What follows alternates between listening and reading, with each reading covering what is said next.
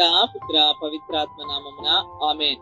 ప్రియ దైవజనులారా, ఈ రోజు మనం అందరము కూడా బాలయేసు జనన మహోత్సవ 8వ నవదిన ప్రార్థనలోనికి ప్రవేశించి ఉన్నాము. ఈ యొక్క 8వ రోజు యొక్క ముఖ్య ఉద్దేశం ఏమిటంటే దారి తప్పిన యువతకు వెలుగు.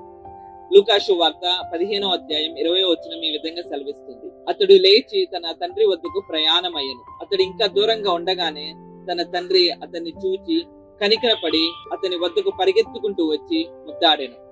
ప్రియ క్రైస్తవ యువతి యువకులారా, మీ యొక్క జీవితాల్లో పాపం వలన గాని, ఆలోచన వలన గాని, క్రియల వలన గాని, లేకపోతే అలవాటు వలన గాని మీరు కూడా ఆ దేవాది దేవుడి యొక్క కృప నుండి, దీవెనల నుండి దారి తప్పి చీకటి యొక్క జీవితంలో జీవిస్తున్నట్లయితే ఇదిగో మీ అందరికి కూడా ఈ యొక్క ఆధునిక కాలంలో ఈ యొక్క నవదిన ప్రార్థనలో ఆ దేవాది దేవుడు మిమ్మల్ని అందరినీ ఆహ్వానిస్తున్నాడు. మీ దగ్గర ఉన్నటువంటి దేవాలయాలకి, ప్యారిషెస్ కి వెళ్లి పాప సంగీతనంలో పాల్గొని మీ యొక్క పాపాలను కడిగి వేసుకొని మీ యొక్క హృదయాలను శుద్ధి చేసుకోమని దేవాది దేవుడు మిమ్మల్ని ఆహ్వానిస్తున్నాడు.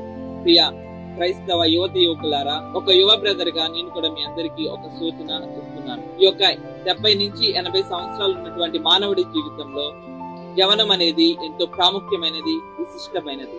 చిన్నపాటి సంతోషం కోసం, కొద్దిపాటి ఆనందం కోసం పాపంలో కూడికిపోయి పాపాలు చేస్తూ మీ యొక్క యువత జీవితాన్ని పాడు చేసుకోవద్దు. ఆ దేవాది దేవుడి యొక్క దీవెనలో, ఆ యొక్క దేవాది దేవుడి యొక్క మార్గంలో నడుస్తూ ఆ యొక్క దేవాది దేవుడి యొక్క ఆజ్ఞలను పాటించమని మిమ్మల్ని అందరినీ ఆహ్వానిస్తున్నాను. ఆమేన్. పితా పుత్ర పవిత్రాత్మ నామమున ఆమేన్.